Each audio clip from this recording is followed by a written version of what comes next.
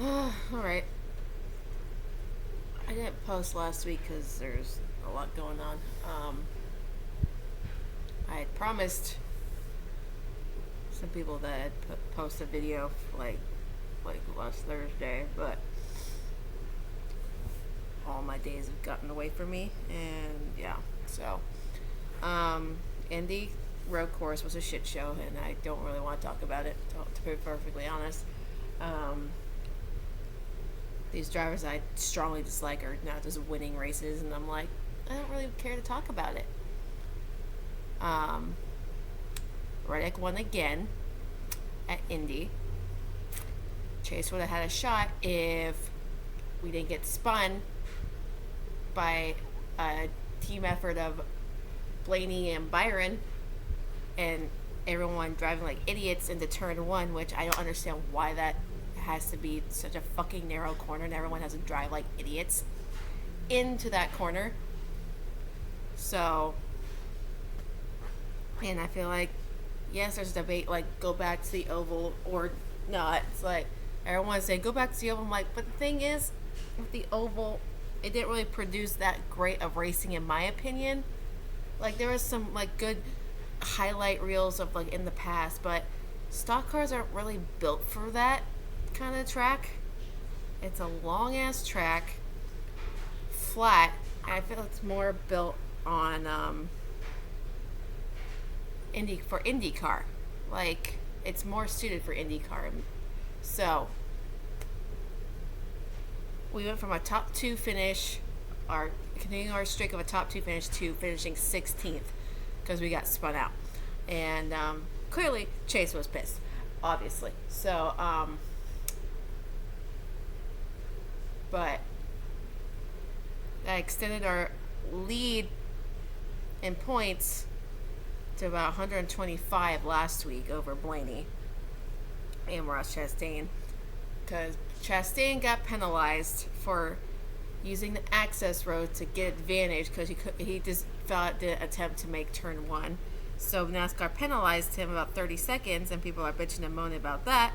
And of course, they're going to enable Ross Chastain bullshit, as they always do every single week, because he can't stop getting into people or making stupid moves on track. So,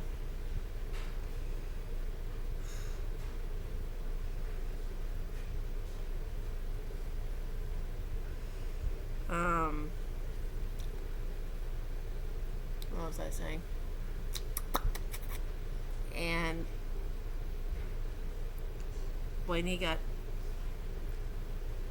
managed to didn't finish in the top 10. He finished like back in the pack. I don't remember where, but because of those two finishing poorly, our points lead got like, because we got some stage points.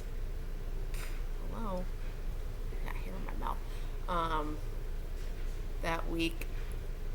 This week, we did not. So we got no stage points because Michigan was a fucking shit show for everyone involved, minus Toyota, because they had freakish amount of speed in practice and qualifying. They swept the first three spots in qualifying. Stupid Bubba won the pole and finished second, and people were like pushing the storyline, like, oh my god, he finished second. He's having such a hot streak. He's so great. And I'm like, these are his supporters saying, oh, he's so great. People need to stop hating on him because he's such a great driver. I'm like, how? A handful of like top 5, top 10 finishes doesn't automatically make you a great driver. You're kind of expected to be a good driver if you're in this kind of series. He has not been. He's been very inconsistent ever since he started. One win that's been handed to him on a silver platter by NASCAR because of rain for your first win doesn't make you great. This makes you lucky. I know it's like better to be lucky than good sometimes, but he's just been on the luck side of things. And he was just lucky that he got that pole because he drives for Toyota. And Toyota was super fast all weekend. And they're starting to show up speed-wise, but they're not being consistent enough to finish out these races to win them as much as, like, Chevy is. Like, they have, 14, 15 wins this season? 14? And, Ford just finally got a win.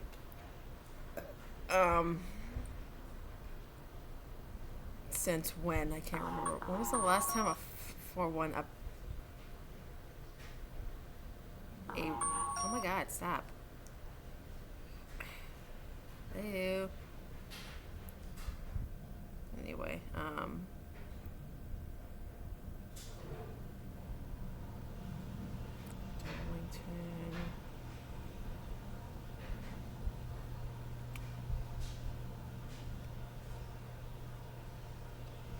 so Ford and Toyota are on the same wavelength when it comes to speed and performance-wise. Oh, I thought Chevy had 14. Never mind. They have 13 wins on the season. So nearly double what Ford and Toyota are doing. Over double.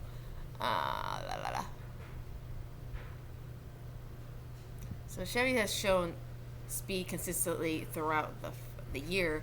Just this week was a nightmare for them, speed-wise and handling-wise, and I don't know what it was about Hendrick. It was just, they were all over the place, and Chase was, like, literally the odd man out in the third best car that day for Hendrick.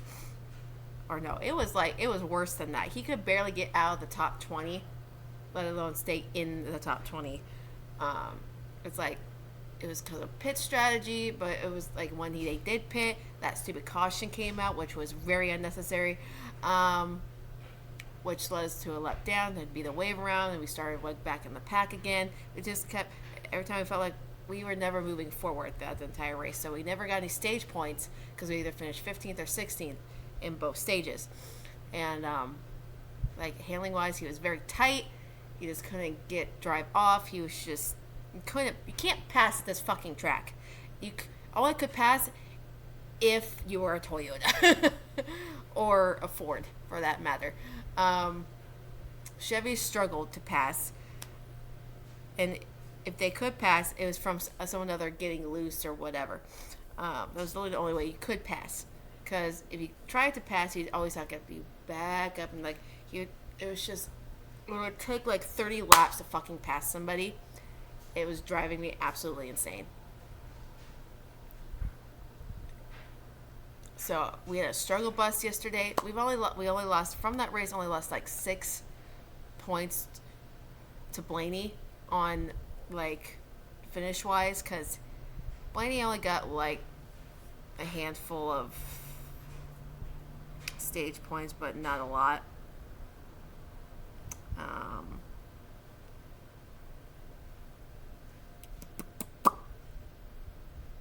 It's not what I asked for. Oh, stage 1. He didn't get anything for stage 1. Neither of them did. And neither of them got stage 2 points. So neither of them got stage points, but Blaney did finish ahead of Chase in 5th while he finished. That's the only reason how he lost 6 points is because Chase finished 11th and Blaney finished 5th. So do the math. That's 6 points right there. But regardless, we go to Richmond this next weekend. And if he can stay clean and get a good finish, stage points, whatever, we could possibly clinch the regular season championship. But we'll see. But if not, then it'll be at Watkins Glen, because we only have 3 races left in the regular season and only 1 spot left. We have 15 different winners this year. 15. Kevin freaking Harvick. Even though I dislike that man so much. Oh my God, will these people stop? I'm in a group chat, so it's really, really absolutely annoying.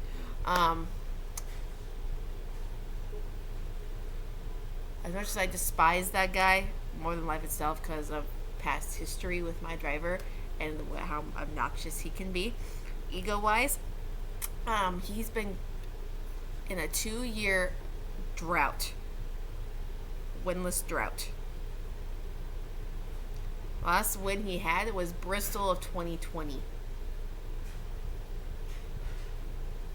And we all know how 2020 went for him. So, he finally got that monkey off his back this year, got that win. But my thing is with the announcers or analysts, whatever the hell you want to call them, like, oh, he's back. And I'm like, now they're going to be more dangerous than ever. And I'm like, you say that about literally everyone who gets like either first win of the season or their first cup win. So like, you say that about every single driver that's winning. You win during the season. No matter who it is, you say about Chase, you say about what, like, if anyone, like, oh, become dangerous now. I'm like, Harvick and SHR have literally no speed this year. Absolutely none. They're not consistent on speed or performance this year.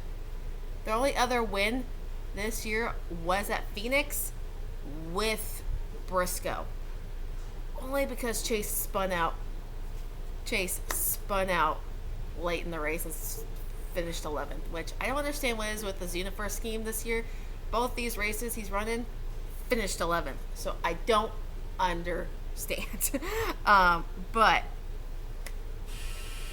Ford pretty much dominates on Michigan regardless. So I was not surprised that Ford won, but also surprised at how they kept pushing Toyota to be like the fastest cars on track all weekend and be the favorites to win. Didn't win yet again, like at Nashville. Didn't win, but they had the fastest cars on track. And I'm going to get into this whole Bubba thing. Yes, I'm not saying he's a bad driver. He's below average at best, and that's me being generous. I used to like Bubba, don't get me wrong. I used to like him because of his personality, his fun love, and then all this political bullshit started happening, and then he started bringing that up into the sport and just making things super toxic, and he became very whiny and clinging for attention in any way possible through this and all through 2020. And I'm like, that kind of rubbed me the wrong way. And then when he just kept crying about his pit crew and shit like that, just making excuses constantly like a Kyle Busch would, but Kyle Busch is having a shitty year, so I can't really shit on him much these days because there's not much to say about it because he's having shitty luck this year. And I kind of feel bad for him. So, but when you drive for guys like Denny Hamlin and Michael Jordan, you kind of have this target on your back to drive well. He has not consistently driven well ever. Yes, it's like top 4 weeks straight top 5, top 10 finishes is fine and dandy, but that doesn't prove that he is a great driver like some people are claiming he is. He's been in the series how long? 1 win to his name that was handed to him because of rain at Talladega, and now they claim he's one of the better super speedway racers over pretty much everyone else, which I don't seem to understand why.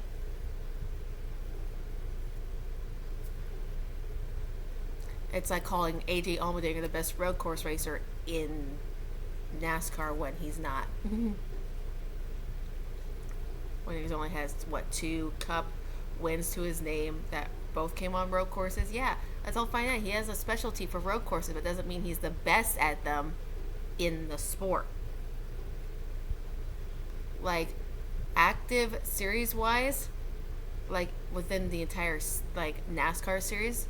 Chase has 7 wins on road courses. That's active drivers.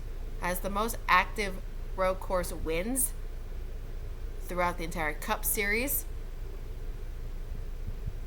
Period. And he's on the all-time wins list for road courses behind 2 of the greatest to do it, Tony Stewart and Jeff Gordon, 9 and 8. And Chase is stuck at 7 right now.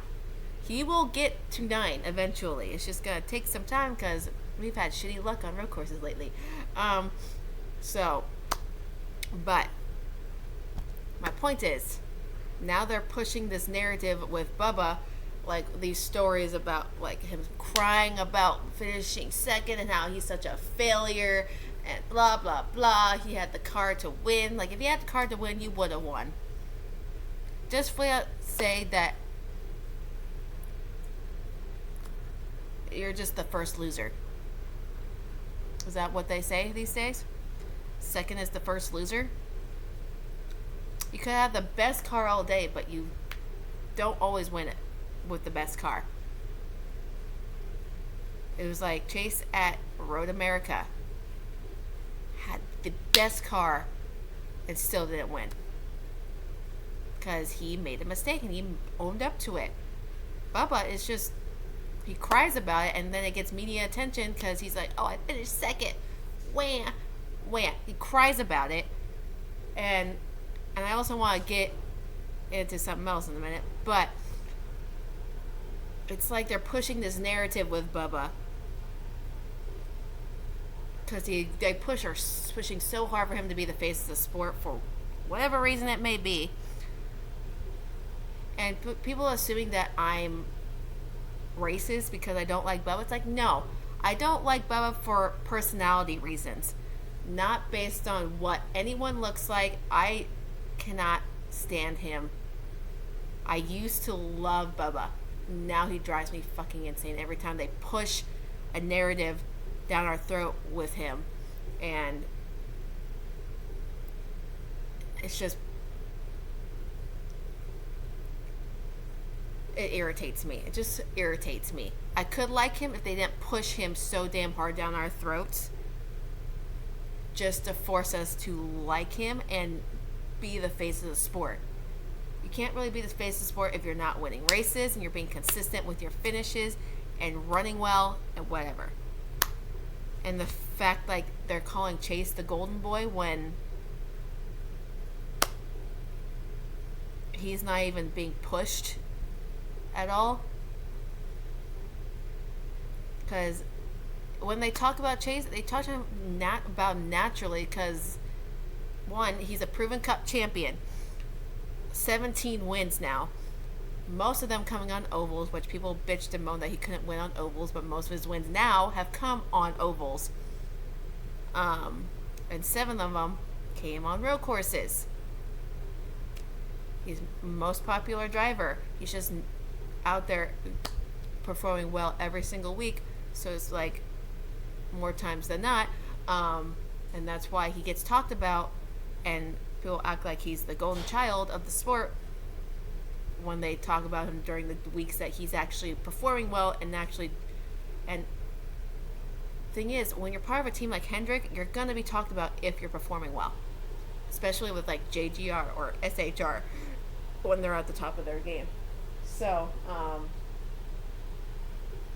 anyway, it's like when you're a top tier driver like Chase is, or Larson or like Bowman, by whatever, like, and you're performing well, you're gonna get pushed and talked about a lot, and put at the forefront of being like the face of the sport. And Chase is like one of those people who should be pushed, I think, more as the face of the sport because of his performance level this year.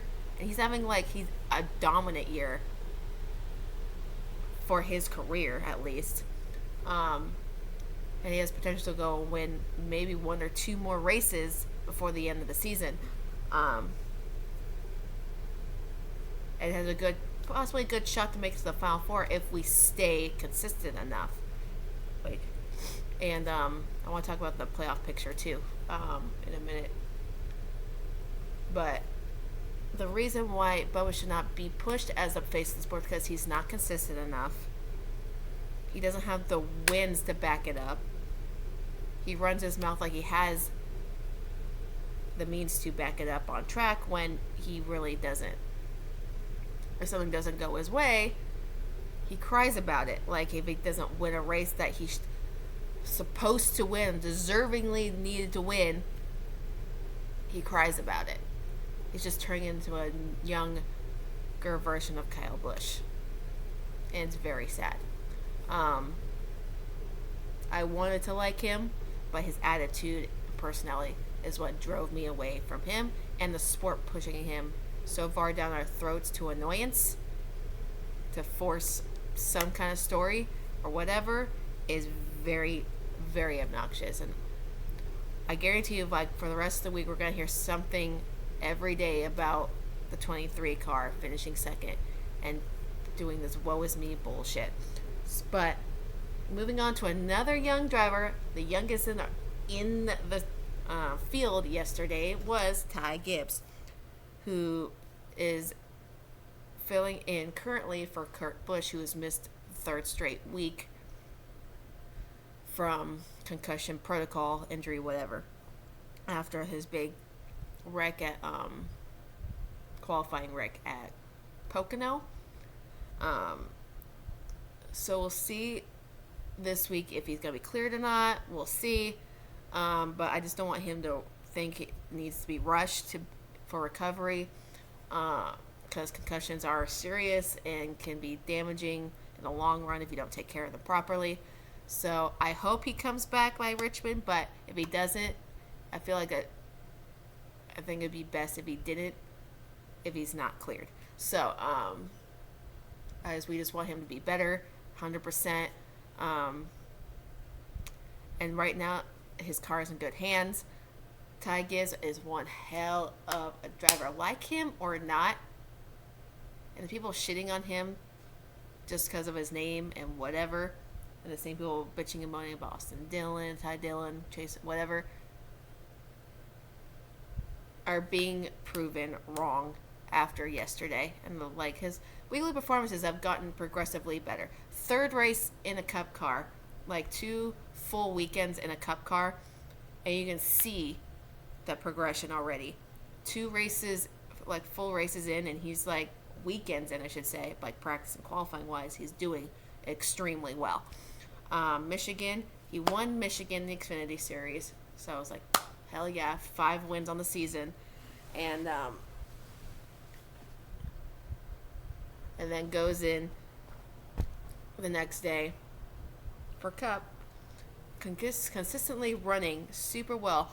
It was unfortunate he got a pit road penalty, like speeding penalty on pit road late in the race, but he rallied and got a top 10 finish. And people in the comment sections of a NASCAR post, like a video of them posting about Ty Dillon getting out of the car, like taking off his equipment, just being like throwing his stuff into the car, like this, being noticeably frustrated and angry. And a lot of people are asking, like, why is he mad? Why is he mad? He finished top 10. That's his best finish. Like, well, like, and then there's stupid people like say, why is he so mad? He didn't get his way. He's crying like a baby. He's like a spoiled little rich kid who didn't get his way and acting like he has to win every race, so he's mad about it. And I'm like, first off, you guys are stupid. And second of all, if you actually watched the race, he had a pit road penalty. He was mad at himself, like most drivers tend to be when they make a mistake at that young of an age in their third start of a Cup Series race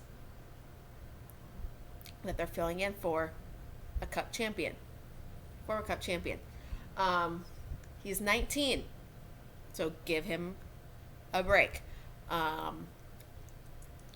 Kid has natural born talent behind the wheel of any car he gets behind, and he has the mindset of a competitor and a racer where he wants to be perfect. Any driver has that mentality. They just want to be perfect. They want to go out, win every race, and that's their mindset. They want to win every single week. It's not possible, but in their mind, that's what they're built to do, and that's what their job is. You can't tell me that I'm wrong. Um, we were like, he can't. He's acting like he is to win every single week, so that's why he's mad. Like, no, he's not mad because he didn't win. He's not going out there to win, like right off the bat, 3 races into a filling in for a cup champion. Um, he's going out there to learn. And yesterday he knew that he had a bomb ass car, like super fast car that could have been easily a top 5 finish. He was mad at himself because he made a mistake on pit road that possibly cost him a better finish with a top 5 car. Finishing ahead of people like Chase and other big names, like I'll go in and like he beat like Chase, William Byron, Austin Dillon, Brad Keselowski, even Chastain and Daniel Suarez, like Christopher Bell, and like some of the more recognizable names.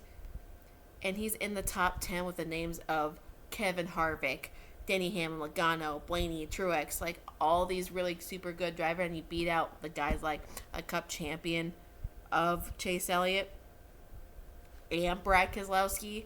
That kind of says something about, and people are like, oh, he's not mature enough to be in the series. He needs to learn to like be patient with himself, and if he's gonna get upset over finishing 10th, then he needs to grow up and mature a bit. I'm like, how long have you people been a fan of this sport, or knows anything that you're saying right now? Drivers have always reacted that way, no matter who it is, whether you're a veteran or a rookie. They are allowed to their feelings. They are allowed to be upset for making a personal mistake on track that has led to a less than stellar finish that they know they could have been better with. And in this case, Ty Gibbs is justified to those feelings that he had after the race.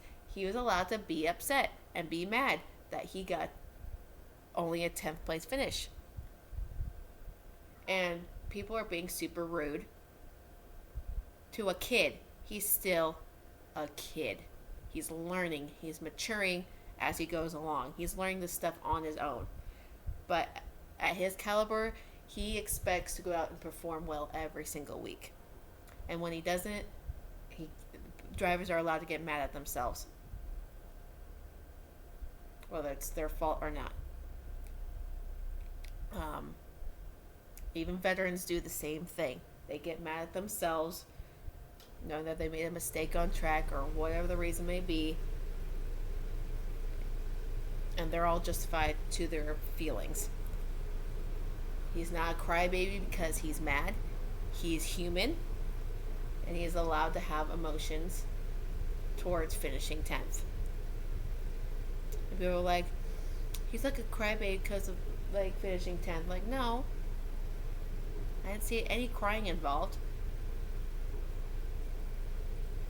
He handled it like any driver would, finishing top 10 in their third start of the Cup Series at 19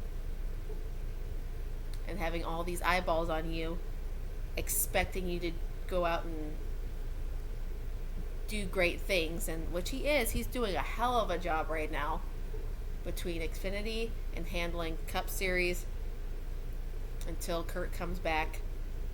And he's just getting some seat time, just knowing that someday he'll be in that spot full time. So, and a good bit, Noah Gragson was looking very stout. He ran very well.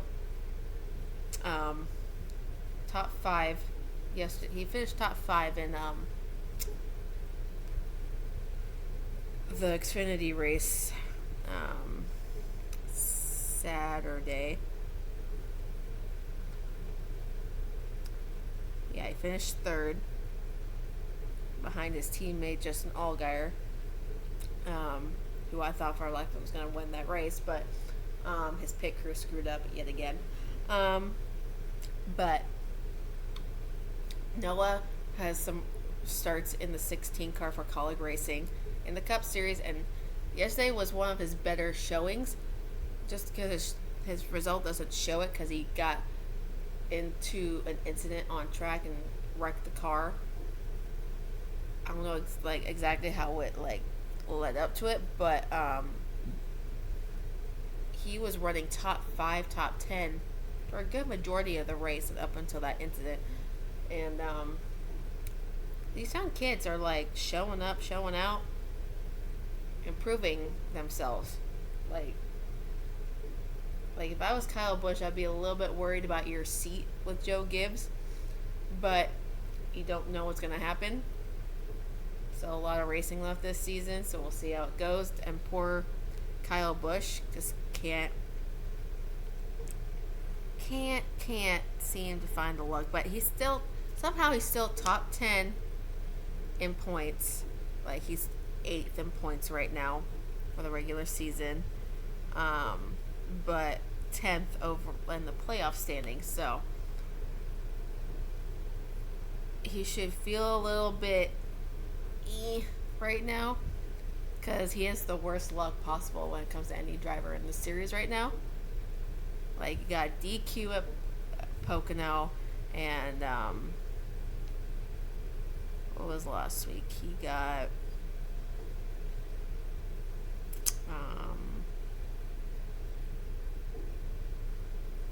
an 11th last week, so it wasn't bad, but it wasn't good either.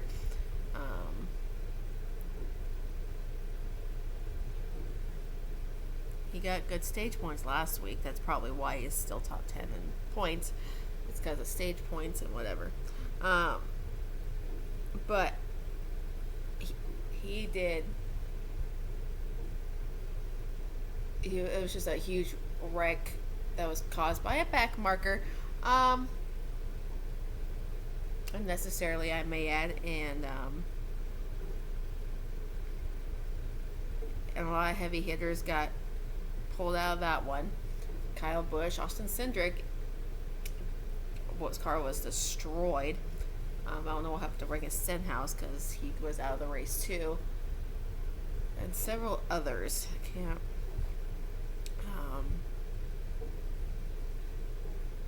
No, not that one. Ugh. Accident. The guys involved in an accident. Like, Cole Custer's car was set on fire, which brought out caution, which I'm like, alright. Noah got his... Oh, Tyler Reddick had an engine issue. Noah was in that accident. Cole Custer was on fire. Harrison Burton, Stenhouse, Almirola, Busch, and Cindric all were involved in that big incident early in the race. And,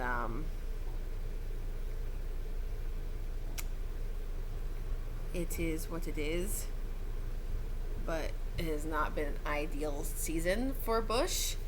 I want to see where his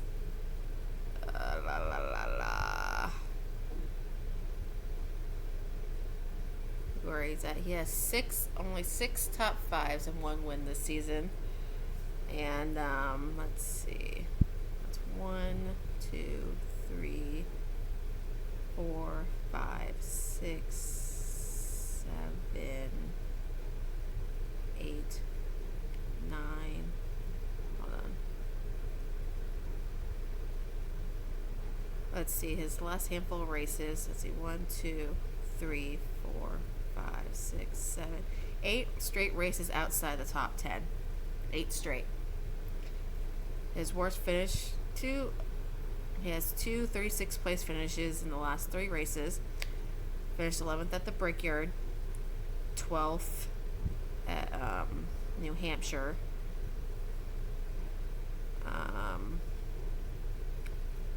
20th at I want to say Atlanta. Was that Atlanta? I can't remember.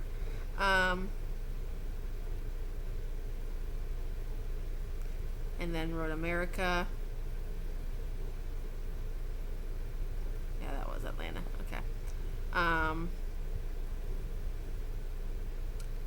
Road America, he finished 29th.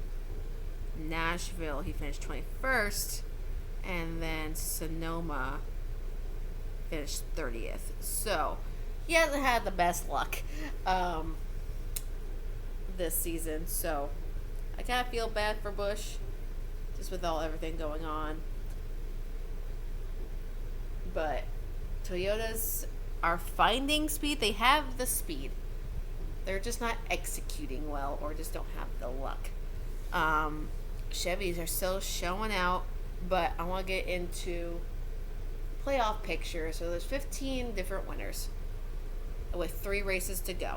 Anything can happen, especially with Daytona ahead and Watkins Glen, where it's been like a pattern this year of first time winners on road courses, because we've had Ross Chastain,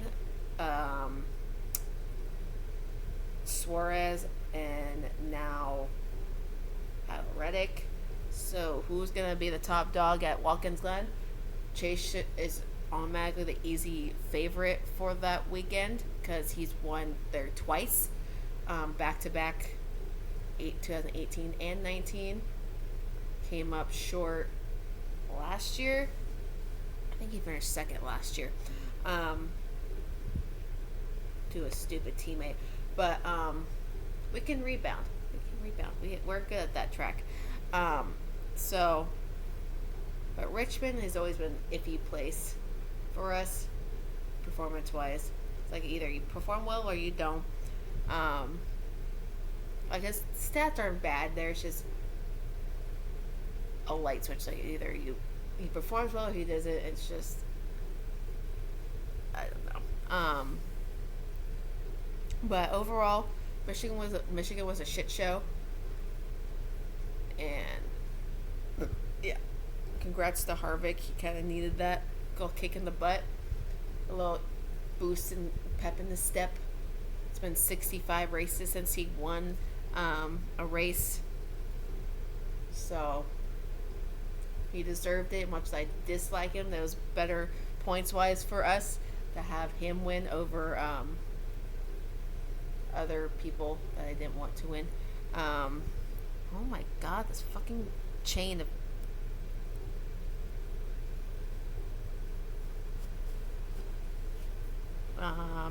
but yeah, that's pretty much all I gotta say about that. But regular points, I'm gonna go through the playoff points yet again, because I did not do that. Chase still leads the playoff picture. The projected playoffs shows that Chase he has 25 playoff points. So if he won the regular season right now, he have 40 plus playoff points going into the playoffs. So that's a good chunk of change right there. But he wants more. He wants that another win to kind of solidify that shit. And win some stages. And then Ross Chastain, he has like 23,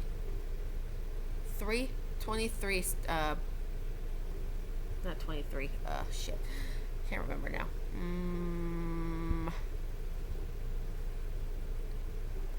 Now it's gonna bother me.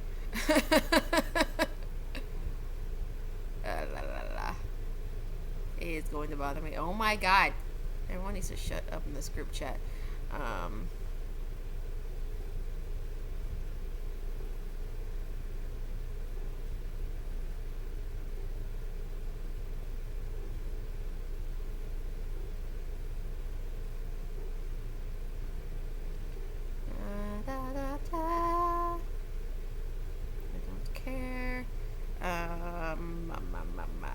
Playoff picture wise, okay. Yeah, so Chase has 25 playoff points. Chastain has 14. Byron 13. Denny Hamlin 13. Logano 12. Reddick 12. Larson 8. Briscoe 8. Bell 7. Suarez 7. Kurt 7. And the rest, Busch, Bowman, Cindric have 6. And Harvick has 5 because he has not won any stages. just this race. And then you got Blaney, who's the highest and only driver without a win currently in the playoffs, slightly, with 19 points ahead of Mark Truex, which is weird to see Truex out of the playoff picture right now. But going to Richmond, that's kind of Toyota's playground. So Hamlin, Truex, like those kind of people. Even Busch, Kyle Busch can go out and win it. But I'm not necessarily. I don't know how Ryan Blaney runs at Richmond, to be perfectly honest. I don't know his stats on it. So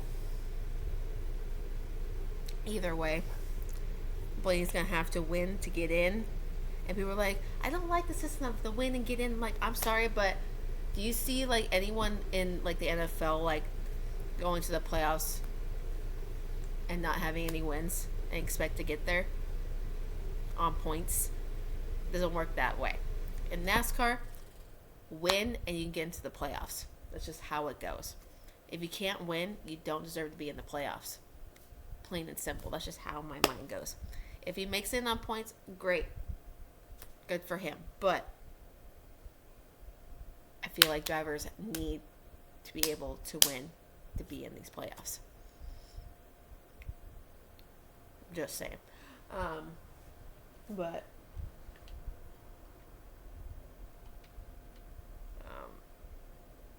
other than that, it's gonna be wild the next 3 races because everyone's like the bottom, like who Blaney and whoever below him wins. It's like it's gonna be wild at Daytona, like fucking wild.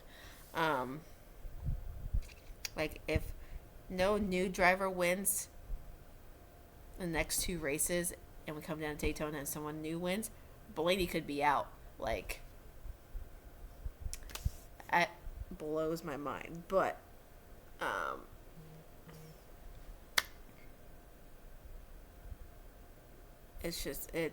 I did not see this season playing out like this at all. But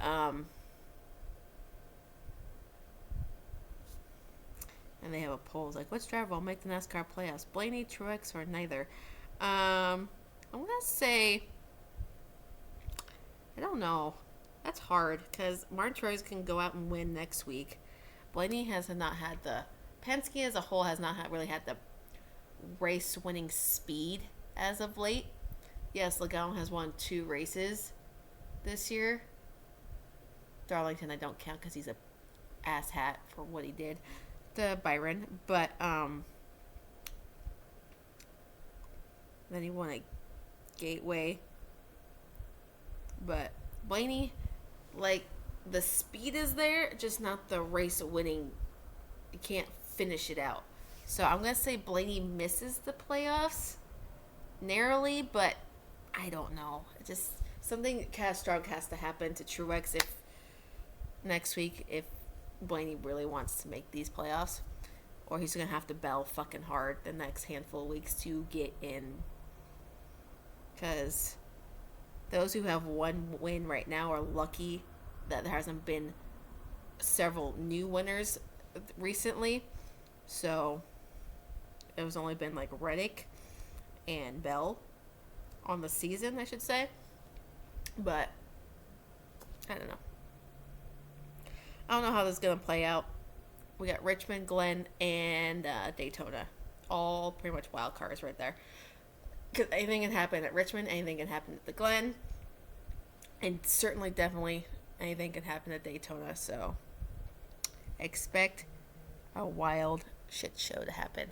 I'm going to get back to my cleaning and upload this so people don't start bitching at me, but I know I'm going to get bitched at in the comments about my words about Bubba, Ty Gibbs, and certainly other things.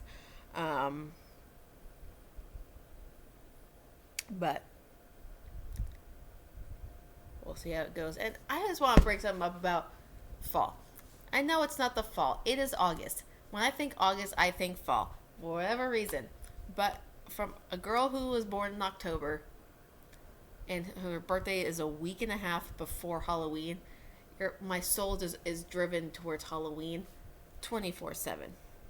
I have like Halloween shit up already, like certain little things. I'm just gonna order some more like things here and there before Halloween.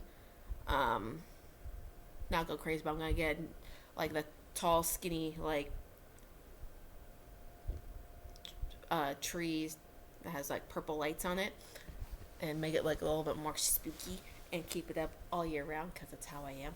I'm just gonna keep all my decorations up all year round because that's how I am. I got my Jack Skellington plushie that I got from the store last year, and just little like dollar store decorations here and there, and some finds I've found along the way. So I got Halloween pillows, my Hocus Pocus pillow I'm staring at right now, and my pumpkin pillows. But I want to say, decorate for Halloween as early as you possibly want. It's like people pushing Christmas. I kept seeing Christmas videos like on TikTok like a month ago. I'm like, why? Why? As July, June, July time, I was seeing Christmas videos. I'm like, no, can we get through the summer and then get through Halloween and then Thanksgiving? Then we can get to Christmas. I'm not big on Christmas, so that's how it is. So if you love Halloween, just keep that shit up all year round. I know I do. I hung up some signs on my wall, and I'm gonna get some more fall Halloween stuff to make it just a little bit more cozy in here. Can't wait to use my fireplace again because it's been so long and I'm tired of using my air conditioner. Like the summer here, hasn't been really all that bad this year. Like the most it's gotten has been like 115 on a really bad day. But since it's been like monsoon season as of the last couple of weeks or so, it's been a little muggy, and the most it's getting up to is like 104, 105 at most, maybe 108, but it has not been bad. It really hasn't. Am I sick of the heat? Absolutely. I'm a fall girl. I love my sweatshirts no matter what time of year it is. So, put up the Halloween stuff, fall stuff, whatever. Do what your heart desires. I can't believe in like 2.5 months I'm gonna be 31. And I've been in this apartment for almost a year now. It's fucking wild. And I've signed my new lease for my apartment. Extended my lease for another 12 months. My rent honestly did not go up like hardly at all. It like went up maybe less than $100.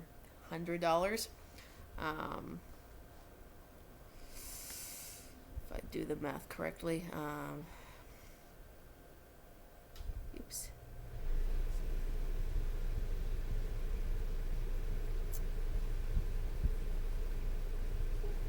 It went up probably about $70. And people are like, oh, the rent's going up drastically so much. And I'm like, really? Because mine went up less than $100. I'll take that. And hopefully eventually I'll get my pay raise for this new position I'm in. Part-time, but still, that extra handful of dollars an hour is going to help drastically. But either way, rent is not bad, like at all. Right now, what's killing me is my energy bill, because fuck Arizona at this point. But I haven't been running it too much because I got like a fan, got my ceiling fans going. I got them constantly running. I've had that thing fucking running since I've moved in, and I got some cooling systems around here, so it keeps it cool for the most part. I don't really keep the AC running when I'm home. I just need to cool down a little bit. Obviously. I only keep it really running when I'm at work, so my cat's gonna die of heat stroke. So I kind of set it at 80 degrees. But I'm sorry, I'm just rambling at this point. So I'm going to upload this, and we'll move on to Richmond and see how that goes. We will see how the regular season plays out. But I firmly believe Chase is going to win the regular season championship, which is going to help us immensely. So we'll see. The season's pretty wild. So I'll talk to you guys later.